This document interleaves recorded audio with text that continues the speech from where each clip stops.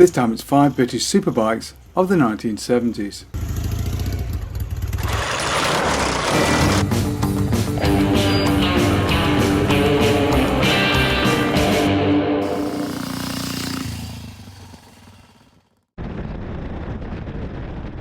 There's no doubt that the 1970s were dark times for the British motorcycle industry. The market itself was in a state of collapse as people abandoned two wheels in favour of Ford Escorts and Cortinas. But there were still a few companies defiantly hanging on, and here's 5 of the best of them. The Norton Commando. When it arrived in 1967, the Norton Commando was well placed to enjoy commercial success in the burgeoning superbike era, and indeed sales of the new bike were very successful. The engine was of course based on the traditional Norton Big Twin, as found on the earlier Atlas, but it was now put in an all-new frame, dispensing with the legendary featherbed and replacing it with an all-new isoelastic frame, which isolated the engine, transmission and rear swinging arm from the rest of the frame, isolating the rider from the Norton engine's notorious vibration problems. And the system was very effective, with the Commando able to maintain motorway speeds in comfort, and yet still handled extremely well.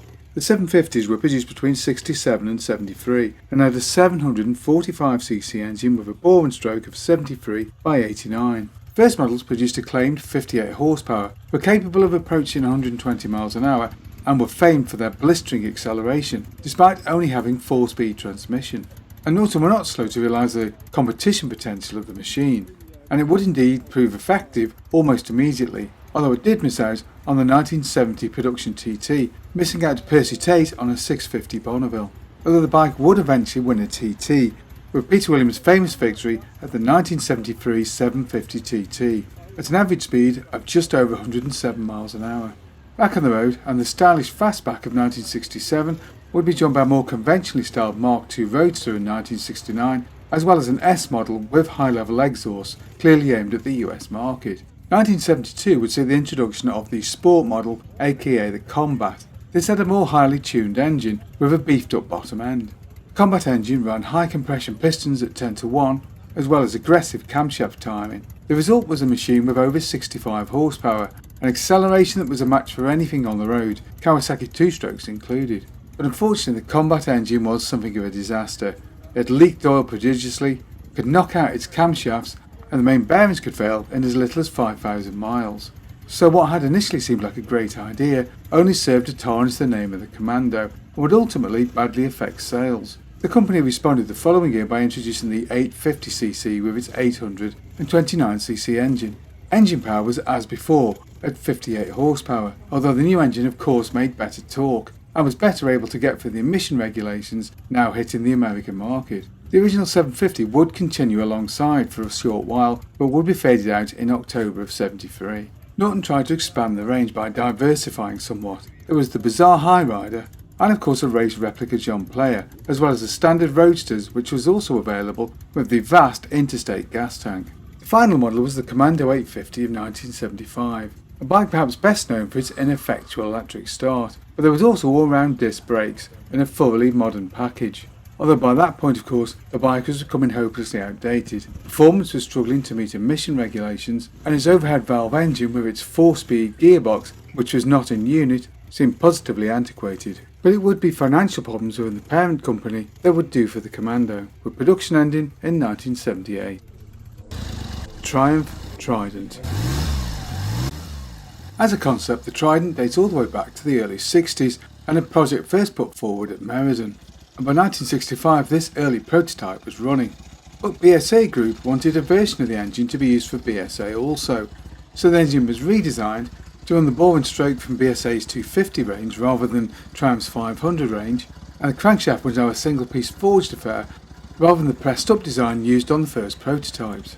And the models did vary, with the Triumph T150 running vertical cylinders in a modified Bonneville frame, and the BSA running its angled cylinders in a modified BSA frame. And while the Trident T150 was far and away the best seller in the US market, ultimately it would be the BSA engine with its angled cylinders that would influence the design of the T160, the last of Triumph's Tridents.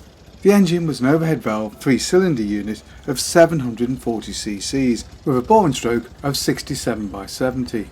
Peak power was a claimed 58 horsepower at 7,250 RPM for all models, and this was enough to push the bike forward at around 120 miles an hour.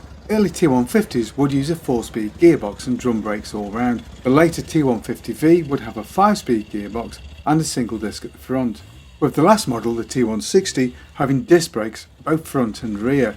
The machine also had a very effective electric start and a large and very stylish fuel tank, handy because the Trident was always a rather thirsty beast. In testing, the T160 was slightly down on its predecessors in terms of acceleration and top-end performance, although it still hit 119 miles an hour. And this is undoubtedly down to the extra weight, with the T160 weighing in at a fairly hefty 525 pounds. But unfortunately by 1975 the game had very much moved on, and the Trident was being left behind in performance stakes by the new generation of Japanese multis. And unfortunately by this point the parent company was in dire financial straits, so the development of a 900cc version would falter as the cash ran out and the bike would be tragically stillborn. Today the Trident T160 is a fairly rare and expensive beast, having ultimately only been in production for less than 2 years. T150s are fortunately much more common, so even the later T150V with its 5-speed transmission can be picked up for reasonable money, especially when you compare it to either a T160 or the BSA Rocket 3, again something of a rarity. And there's no doubt that the Trident does make an awesome machine. It's very different from the other bikes produced in the British industry, with its accomplished high-speed cruising and excellent handling despite the considerable weight. And whichever triple you choose, be it the BSA Rocket 3 or the Triumph Trident T150 or T160, the exhaust note is like no other.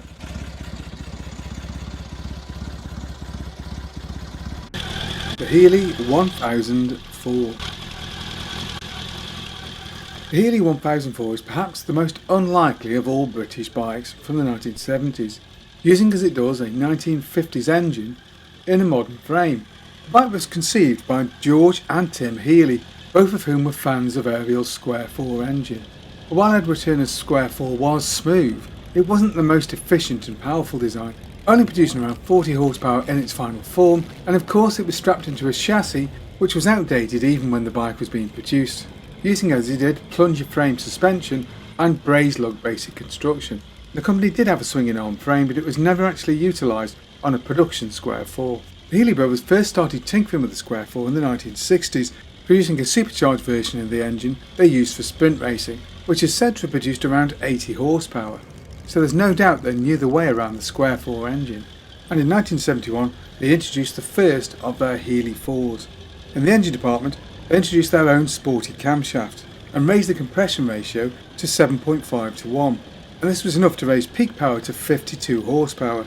But of course the Healey brothers were aware of the engine's shortcomings, so they added an oil cooler and utilised a much more efficient oil pump. And there's no doubt that their work was effective. The final machine had a top speed of 126 miles an hour when tested, and performance was further enhanced by the use of an Healey type frame. This reduced the all-in weight of the bike to a very impressive 355 pounds or 161 kilos, lighter than a 250 Honda of the period. And there was good quality suspension and excellent drum brakes, with the drums replaced by discs on later models. So here we have a bike with lightweight, incredible smoothness and reasonable power. All seems a little bit too good to be true, and of course it was, because the brothers of course had no supply of new engines. This very much limited the number of bikes that could actually be built, and between 1971 and 1977 only 28 bikes were completed. But despite this, somewhat amazingly, the Square 4 was actually cheaper to buy than a Honda Goldwing. But of course supply of engines was self-limiting, making what few bikes survive extremely desirable today.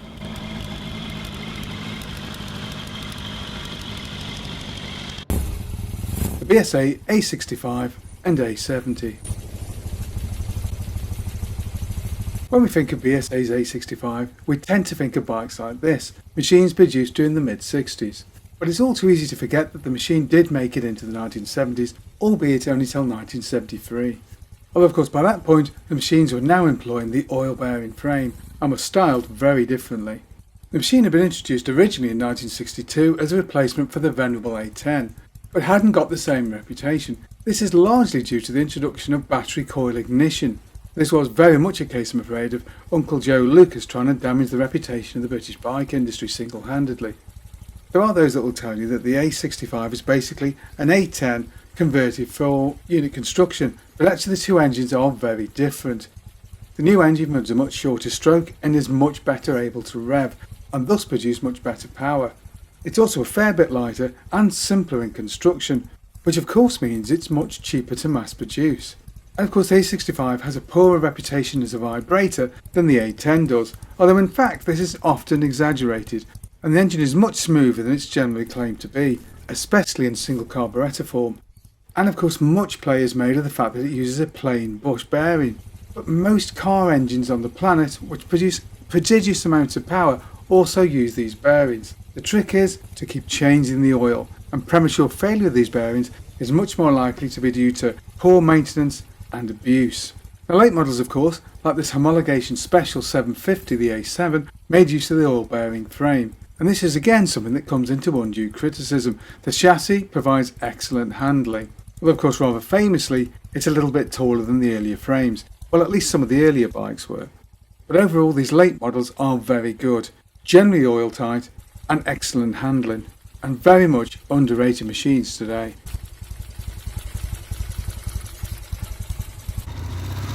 Triumph Bonneville T140.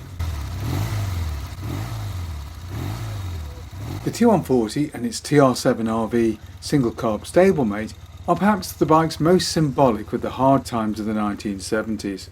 And the bike does seem to have been the ultimate survivor, surviving sit-ins, financial collapse, and of course a workers' cooperative, which of course would see the continuation of production right through until the early 80s, and even then the bike would return in 1988 to be produced from Newton Abbot in Devon.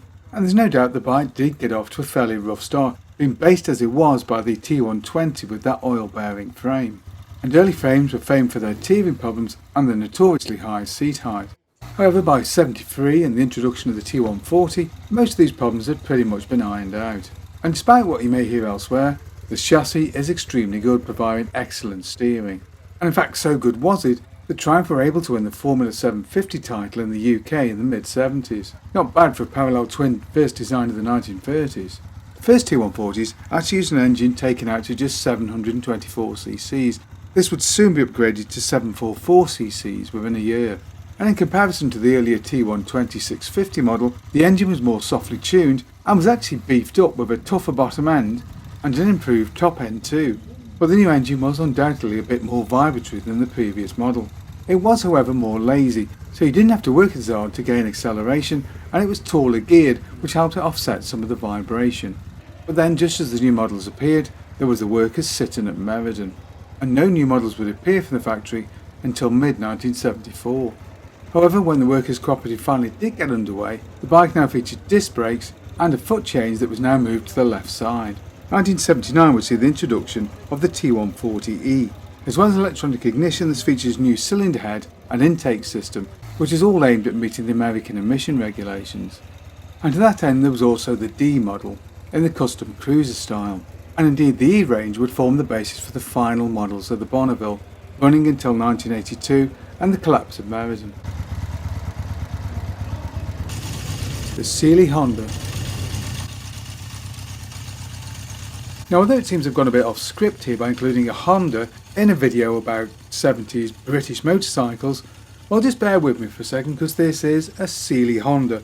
The Healey Honda was built by specialist builder Colin Sly back in the 70s and fairly obviously made use of Honda's CB750 engine. This was then placed into a completely new frame along with a number of standard Honda parts, the wheels, the brakes, etc. But the frame was Healey's own work and was much more rigid than the standard Honda job, so provided far better handling. And the engine was taken out to 836cc. It was then fitted with sporty Wiseco's pistons, new valves and guides, and an upgraded electronic ignition suite, although compression ratio, interesting, was kept quite low. That chassis was constructed from Reynolds 532 tubing. It was triangulated at the steering head and was fitted with much more solid roller bearings at the swinging arm and at the steering head. So what you got at the end of all that was a chassis that performed much better than a standard Honda, and you could very much argue looked better than a standard Honda, and produced quite a lot more torque than the standard engine, with increased power at both the mid and top end of the rev range.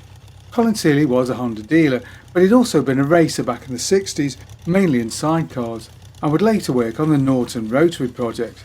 Although his chassis development experience was much earlier than this, because he developed his first racing frames way back in 1966, which were designed to fit matchless G50 engines. Another famous Honda associated with Healey was the Phil Reed replica, although in fact this was little more than a body kit and didn't use his own chassis.